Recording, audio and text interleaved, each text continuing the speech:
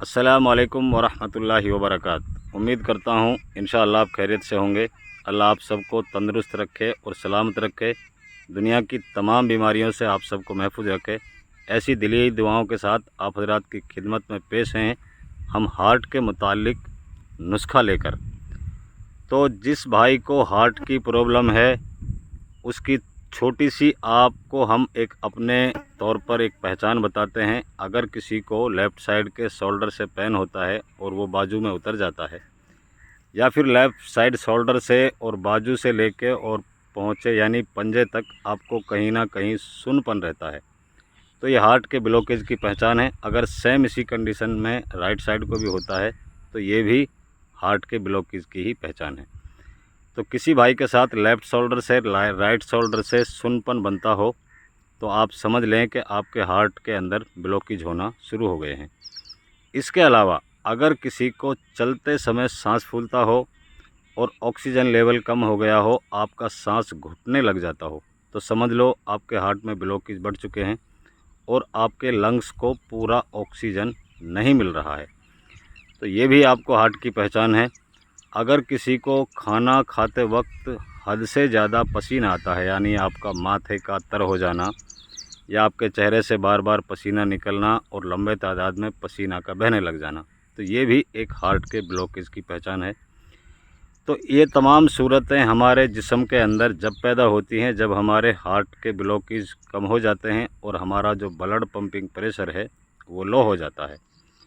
तो ऐसे हालात जिस किसी भाई के साथ या किसी भाई के यार दोस्त रिश्तेदार के साथ हो रखे हों, तो इस नुस्खे को आप ज़रूर एक दूसरे की मदद के लिए एक दूसरे के पास पहुंचाने की कोशिश करें।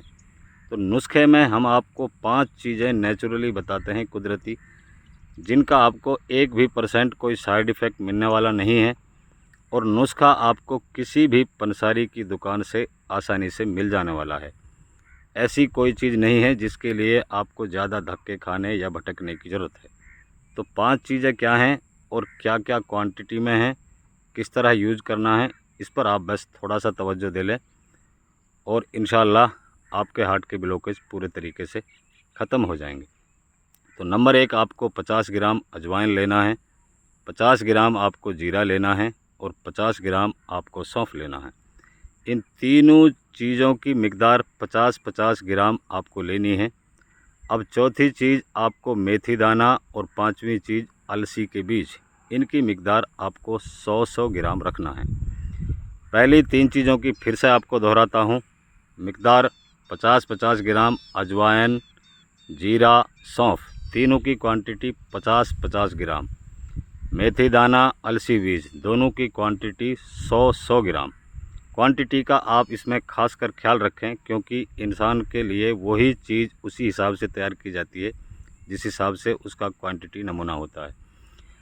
तो इन पाँचों को लेकर आप बारीक कूट लें, और बेहतर है कि आप इसको किसी लोहे के बर्तन यानी इमाम दस्ते में डालकर इनको कूटें, क्योंकि फिर इनके अंदर एक छठी चीज़ शामिल लोहा भस्म हो जाती है। और ग्राइंडर मिक्सी में पीसने से कहीं ज़्यादा यानी कहीं ज़्यादा बेहतर होता है किसी भी जड़ी बूटी का इमाम दस्ते में कूट कर तैयार करना। तो फिर इसका आप पाउडर बना लें, और पाउडर बनाकर जैसा हम हर वीडियो में बताते हैं, इसको एक कांच के बर्तन में रखें। कांच के बर्तन की सलाह हम किस लिए देते हैं, शायद आप सोचते होंगे कि हर दवा को कांच के बर्तन में रखने के लिए क्यों कहा जाता है। जब कई सारी जड़ी बूटियाँ एक साथ कूट कर मिलाई जाती हैं तो वो जड़ी बूटियाँ एक दूसरे को खाने का काम करती है, अब्जॉर्ब करती हैं एक दूसरे को। तो इसी तरीके से जिस बर्तन में आप उसको रखते हो तो उसको भी वो खाने का काम करता है, अपने अंदर समाने का काम करता है। तो कांच का बर्तन इसमें सबसे ज़्यादा एहतियात रखने वाला बर्तन होता है, और उसमें जड़ी बूटियों का रखना बहुत महफूज और सही और बेहतर होता है। इसलिए हम आप सबको कांच के बर्तन में दवा रखने की सलाह देते हैं। तो जब आप इनका पाउडर बना लें और कांच के बर्तन में रख लें, अब आपका नुस्खा आपके हार्ट की बीमारियों से लड़ने के लिए तैयार है। अब आपने इसको किस तरह इस्तेमाल करना है, आपने इसमें से 1 चम्मच आम टीस्पून जो हमारे घर में होता है, जिसमें 2 से 3 ग्राम दवा आ जाती है, 1 चम्मच भरकर मुंह में डालें और ऊपर से 1 गिलास आप गर्म दूध पीने का काम करें। दूध में आपको एक चीज़ का खास कर ख्याल रखना है, सिर्फ 2 किस्म के दूध आपके पास होने चाहिए। या तो आपको गाय का दूध नसीब हो या आपको बकरी का दूध नसीब हो।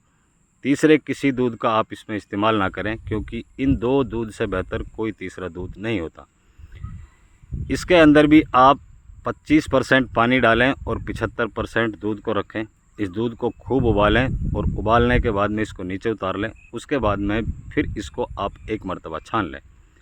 छानने से क्या होगा कि इसके ऊपर जो आने वाली मलाई पपड़ी होती है उसको हमें इस दूध से अलहदा करना है, यानी अलग जुदा करना है। उसके बाद में ऊपर से तकरीबन 300 ग्राम दूध 1 चम्मच दवा के ऊपर आपको पीने में इस्तेमाल करना है। ये पहली खुराक आपको सुबह खाली पेट लेनी है। दूसरी खुराक आपको सोते टाइम 1 चम्मच और 300 ग्राम तकरीबन दूध। दूध में सिर्फ 2 दूध आप इस्तेमाल करें, बकरी या गाय का। 25% पानी डालें, उबालें, उसका मलाई निकाल दें और दूध को इस्तेमाल करें, क्योंकि मलाई आपके हार्ट के लिए बेहतर नहीं होती और ये फैट हमारे अंदर बढ़ाती है, इसलिए मलाई को इससे आपने अलग कर देना है। सुबह शाम इसको आप लगातार 1 महीने तक इस्तेमाल करें। कितने पुराने ब्लॉकेज हों, कितना कैल्शियम जॉइंट में कम हो, कितना भी जिस्म के अंदर जॉइंट पेन हो, इंशाअल्लाह लगातार इस्तेमाल करने से 1 महीने तक पूरे तरीके से ये बीमारियां जड़ से ख़त्म हो जाती हैं। रहा मसला आपको रिलीफ़ मिलने का, तो वो रिलीफ़ आप दूसरे और तीसरे टाइम दवा लेने से पूरे तरीके से महसूस करने लग जाएंगे। 1 हफ्ते के बाद में आपको ऐसा लगने लगेगा कि मेरे जिस्म के अंदर कोई बीमारी नहीं है। लेकिन आपको 1 हफ्ते में इसको नहीं छोड़ना है। इसको लगातार कम से कम आपको 30 दिन यूज़ करना है। अगर आपको ये प्रॉब्लम कई सालों से चल रही है तो आप इसको 40 दिन भी यूज़ करें, 50 दिन भी यूज़ करें, 60 दिन भी यूज़ करें, यानी 2 महीने तक भी आप इसको, पुराने मर्ज के अगर शिकार हैं तो कंटिन्यू 2 महीने भी आप इसको यूज़ करें। इंशाअल्लाह आपके हार्ट में एक भी ब्लॉकेज नहीं रहेगा। ब्लड पंपिंग कितना लो हो रखा हो पूरे तरीके से ठीक हो जाएगा। कोई भी नस आपके हार्ट की ब्लॉक हो रखी हो, इंशाअल्लाह सुम्मा इंशाअल्लाह पूरे तरीके से ब्लड सर्कुलेट करने लगेगा। ऑक्सीजन लेवल आपका कितना कम हो गया हो, सांस आपका कितना भी फूलने लगा हो, इंशाअल्लाह 3 से 4 टाइम दवा लेने के बाद में ही आपका सांस फूलना बंद हो जाएगा। ऑक्सीजन लेवल बढ़ने लगेगा और आपके लंग्स को जो ऑक्सीजन कम मिल रहा था वो कंप्लीट पूरा हो जाएगा और आप अपने आप को पूरे तरीके से इंशाअल्लाह सही और तंदुरुस्त महसूस करने लगेंगे। तो मैं आपसे गुजारिश करता हूँ, आपके यार दोस्त, आपके रिश्तेदार, जो भी भाई इन बीमारियों से परेशान हों, जॉइंट पेन से लेकर, हार्ट से लेकर, या ब्रेन की नसें सूख गई हों, ब्रेन की नसों से लेकर, किसी भी भाई के साथ ऐसा हो रखा हो, तो आप सुनने वालों से मैं खासकर गुजारिश करता हूँ कि ज़रूर ज़रूर इस नुस्खे को एक दूसरे को बताने की कोशिश करें। चाहे आप वीडियो को उनके पास पहुंचा दें, उन तक पहुंचाने की कोशिश करें, ताकि आपकी एक मेहनत से किसी गरीब भाई का भला हो जाए। क्योंकि हार्ट का प्रॉब्लम ऐसा होता है कि इसके इलाज के लिए हमें लाखों रुपए की ज़रूरत होती है, और ये ज़रूरी नहीं कि जिस किसी को हार्ट की प्रॉब्लम हो गई कि वो लाखों रुपए कहीं से जुटा सके। शायद आपकी ज़रा सी मेहनत से किसी गरीब भाई का भला हो जाए और उसको अल्लाह शिफा दे दे और आप उसकी दुआओं का ज़रिया बन जाएं।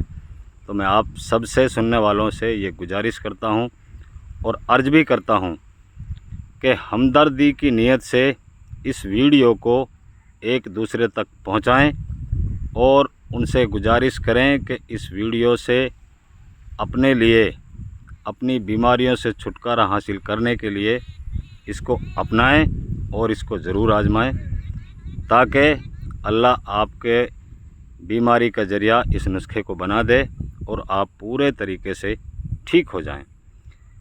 तो किसी भी तरह का हार्ट का प्रॉब्लम इंशाअल्लाह सुम्मा इंशाअल्लाह इस नुस्खे की मदद से आपके जिस्म में नहीं रहेगा, और ऑक्सीजन लेवल से और कैल्शियम, जॉइंट पेन के कैल्शियम से और ब्रेन की सूखी हुई नसों से, तमाम नसों के ब्लॉकेज को आपके को पूरे तरीके से ये खोलने का काम करेगा। और इंशाअल्लाह आपको आगे से किसी मेडिसिन को हार्ट के ताल्लुक़ से लेने की और खाने की ज़रूरत महसूस नहीं होगी। तो मैं आपसे गुजारिश करता हूँ, आपकी दुआओं का तलबगार खाकसार देसी हकीम रशीद अहमद नुस्खे को आज़माएँ और इससे फ़ायदा उठाएँ। अस्सलाम वालेकुम वरहमतुल्लाह।